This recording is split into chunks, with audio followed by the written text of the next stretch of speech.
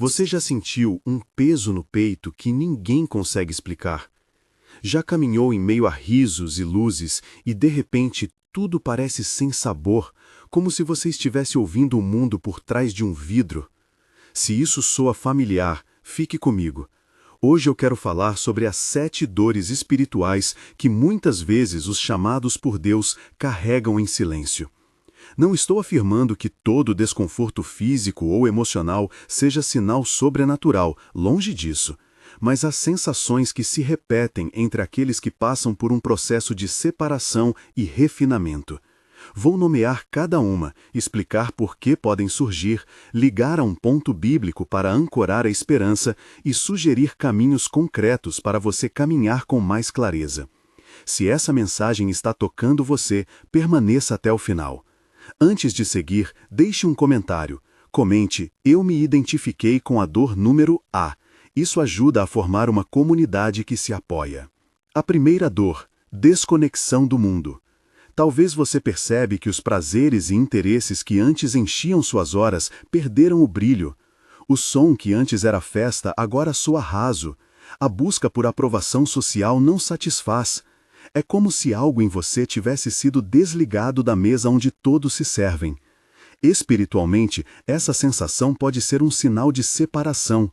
Quando Cristo chama, há uma nova afinidade, não necessariamente um desprezo pelo mundo, mas uma mudança de gosto. João 15 nos lembra da imagem da videira e dos ramos, a intimidade que traz fruto e há um processo de poda que dói antes de produzir. Você sente um puxão para outra direção, uma necessidade de profundidade que as distrações não conseguem preencher. Pergunto a você: isso é vazio ou é uma abertura para algo maior? Como você tem cuidado dessa saudade? A segunda dor: sensibilidade espiritual aflorada. Você entra em um lugar e percebe um peso no ambiente. Uma conversa deixa você inquieta. Lágrimas surgem por coisas que outras pessoas sequer notam. Essa sensibilidade não é fraqueza, mas uma espécie de radar que começa a captar o que está além do visível. A Escritura nos lembra que há quem recebe as coisas do Espírito e quem não as compreende. Em 1 Coríntios 2,14, Paulo fala do homem natural que não aceita as coisas do Espírito de Deus.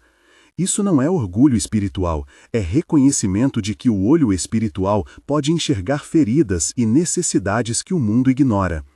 O peso dessa percepção pode cansar. Você passa a carregar a dor dos outros. Pergunto: como você cuida de si mesmo quando seu coração se torna um coração que tudo sente? A terceira dor: rejeição e isolamento. Muitas pessoas que caminham em chamado experimentam a frieza de olhos que antes sorriam.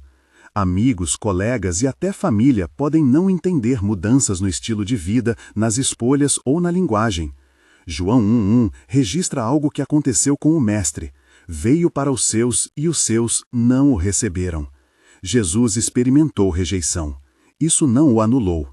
A sensação de ser mal compreendido, de ser deixado de lado, pode ferir fundo, porque somos feitos para comunhão. Ainda assim, essa dor pode purificar motivações e direcionar o coração para aqueles que caminham junto. Se você se sente outsider por causa do seu trato com Deus, não interprete isso automaticamente como reprovação de Deus. Muitas vezes é parte do processo de seleção para um serviço que exige coragem. Onde você tem buscado refúgio? Quem tem sido porto seguro para sua alma? A quarta dor: angústia existencial, o vazio que o sucesso não preenche. Talvez você tenha conquistado o que achava que traria sentido, posição, dinheiro, reconhecimento, e mesmo assim, uma inútil inquietação permanece. Salomão, o pregador em Eclesiastes, deu voz a essa frustração. Vaidade das vaidades, tudo é vaidade. Quando a alma percebe que bens não curam o vazio interior, muitos são impulsionados a olhar para além do brilho. Essa crise pode ser aterrorizante, mas também é uma porta. Ela revela que nossa fome não é apenas por bens, é por presença. E quando percebemos que algo maior nos chama, começamos a escolher valores que sobrevivem à poeira do tempo. Você já experimentou uma vitória que não encheu o coração? O que essa sensação tentou lhe ensinar? A quinta dor: Sensibilidade ao sofrimento do mundo. Há pessoas cujo coração se rompe diante das notícias, das imagens, das histórias, não por drama, mas por compaixão que dói. Em Mateus 9,36 lemos que Jesus, ao ver as multidões, teve compaixão, porque estavam aflitas e dispersas como ovelhas sem pastor. A compaixão que dói é sagrada. Ela pode levar à ação, à intercessão e ao serviço, mas também pode exaurir se não for ordenada. A pergunta pastoral aqui é prática. Como você canaliza essa dor em serviço e descanso? Como você evita que a empatia se torne burnout espiritual?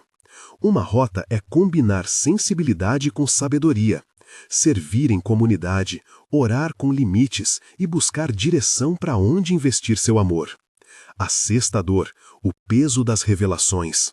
Alguns recebem sonhos, impressões, intuições que carregam com responsabilidade. Nem toda impressão é verdade e nem toda revelação traz alívio. Muitas vezes ela traz sensação de peso, porque ao receber algo, você também herda um cuidado sobre aquilo que foi revelado. Há uma linha tênue entre ouvir Deus e transformar cada pensamento em uma mensagem final. O Espírito nos chama a testar, provar e submeter revelações à Escritura e à comunidade. Revelação sem maturidade pode gerar confusão. Revelação com amor pode transformar. Quando você recebeu algo que ninguém compreendeu, como lidou? Buscou conselho? Registrou? Orou com alguém maduro? A sétima dor, o silêncio de Deus. Talvez a mais desconcertante. Você orou, jejuou, buscou, falou com lágrimas e o silêncio veio. Esses períodos não são prova de abandono, mas podem ser forja. Há momentos em que Deus forma caráter no silêncio, em que a fé precisa existir na ausência de respostas imediatas. Isso não significa que Deus não esteja trabalhando. Significa que a paciência e a confiança estão sendo trabalhadas. Em muitos relatos bíblicos, o deserto precede a missão renovada. A pergunta que custa responder é: como permanecer fiel quando a voz não vem? Como sustentar a esperança sem evidência sensível? A resposta prática: cultivar hábitos, comunidade e lembranças das vezes em que ele foi fiel. Ao longo dessas dores, duas advertências firmes. Primeiro, nem todo sintoma é sinal espiritual. Procure avaliação, ajude-se de profissionais quando necessário. Segundo, não transforme a experiência em distintivo de superioridade espiritual. Ser escolhido, no sentido bíblico, é ser enviado a servir, não a separar-se com orgulho. Essas dores, quando vistas em perspectiva, têm dois rostos, dor e propósito. Agora, o que fazer quando você reconhece uma ou várias dessas dores em si? Vou listar caminhos práticos que têm sustentado muitas pessoas em chamado sem transformar o caminho em fórmula mágica. Primeiro, anote. Registre sensações, sonhos, horários, pessoas, contextos. Um diário espiritual ajuda a discernir padrões e a evitar que emoções momentâneas sejam elevadas sem prova. Segundo, busque liderança espiritual madura. Nenhum chamado floresce na isolação. Procure pastores, líderes ou irmãos que caminham em sabedoria. Leve a eles suas experiências para avaliação, oração e orientação. Terceiro, envolva-se em comunidade. A comunhão cura a solidão do chamado. Partilhe suas dores com pessoas de confiança. Nem tudo precisa ser resolvido sozinho. Quarto, aprenda a descansar. Sensibilidade não é licença para exaustão. Estabeleça limites, períodos de silêncio restaurador, sono e lazer santo. Quinto, sirva com discrição. Transforme empatia em ação concreta. Visite, ore, escreva cartas, envolva-se em ministérios práticos. Serviço orientado dá propósito à sensibilidade. Sexto, teste tudo à luz da Escritura. Paulo nos lembra que o discernimento precisa de critério. Compare impressões com os evangelhos e as cartas. A Escritura é o freio e a bússola para qualquer experiência. Sétimo, procure aconselhamento profissional quando houver sintomas físicos ou psicológicos que demandem apoio clínico.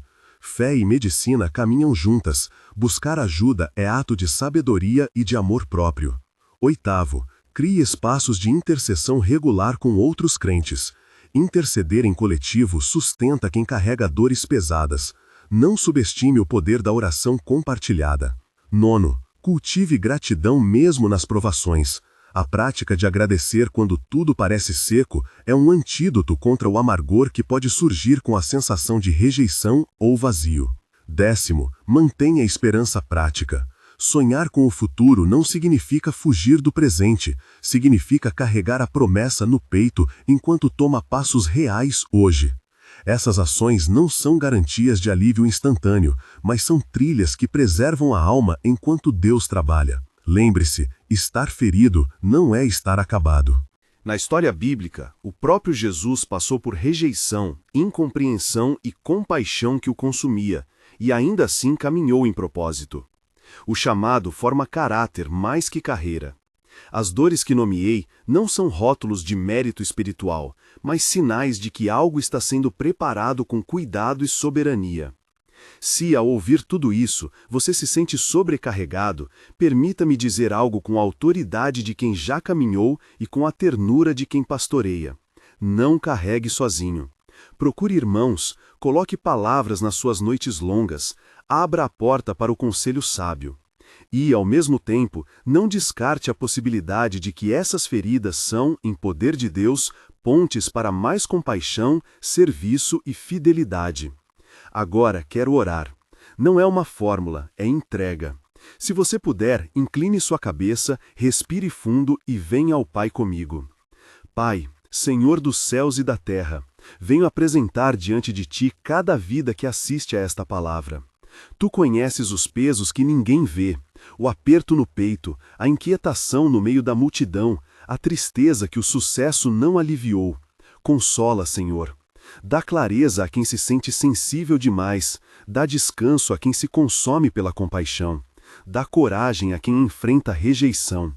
Ensina-nos a discernir, a buscar conselho, a submeter sinais à Tua palavra. Confessamos que não compreendemos todos os Teus caminhos, mas confiamos em Tua soberania. Sustenta com Tua mão aqueles cuja fé vacila no silêncio.